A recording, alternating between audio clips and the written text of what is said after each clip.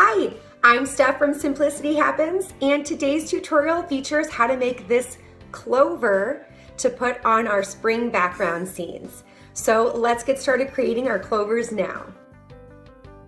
Hello and welcome. Let's get started creating our clovers. So the first thing we'll do is create the clover leaves. Let's go up to Insert, Shapes, and we're going to scroll down into the Basic Shape section. And in this third row, let's select the heart shape.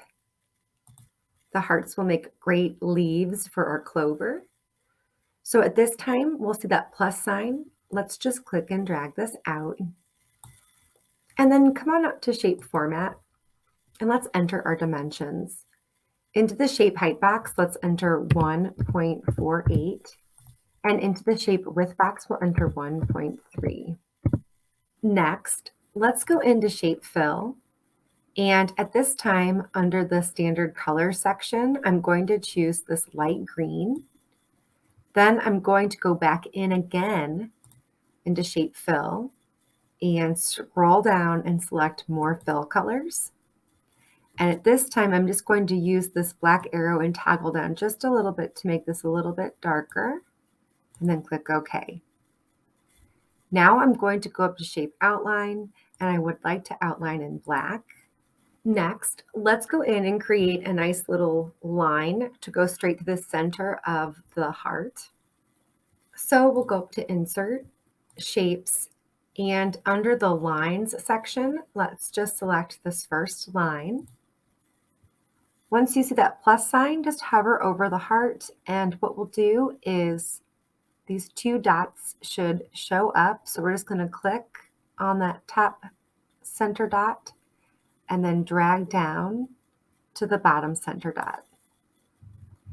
Now we can go into Shape Outline and select one of these nice dark green colors. So I'll go back in so you can see that.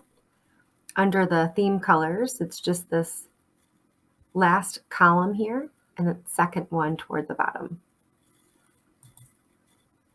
Now once that's completed, with this line selected, let's press down on Shift and Control, and then we'll select the heart.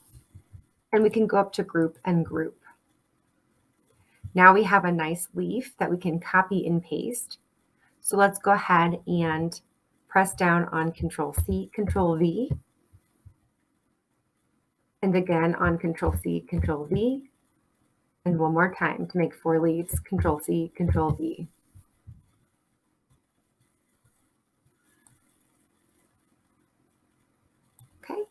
Next, what we'll do is we can select one of our leaves and just use this circular arrow at the top to maneuver it around. We're just going to nicely line these up, kind of connecting them at their ends.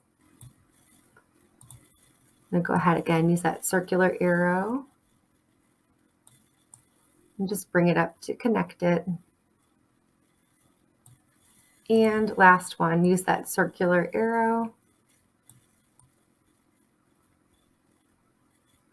and connect them.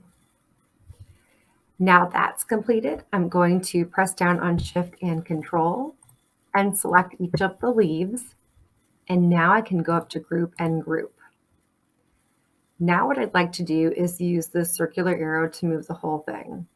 Once everything's grouped, you can move it as a single unit. And we're going to go ahead and create the stem next. So let's go up to Insert, Shapes, and we're going to scroll down under the flowchart section. And in this first row, the very last shape is the flowchart manual operation. Let's select. Once you see that plus sign, we can just click and drag this out. And let's go up to Shape Format and we'll enter our dimensions. Into the Shape Height box, let's enter 1.55. And into the Shape Width box, we'll enter 0.19. Now we can go up to Shape Fill, and under Recent Colors, we can select the color that we just used recently for the clover. So let's go ahead and do that. And then we can Shape Outline in black as well. Let's use the circular arrow to maneuver it around. And then we'll just move it to the center of the clover. And this is going to be a nice time to align center. So just come up to align under the shape format section, align and align center. And we'll do the same thing with the clover, align and align center.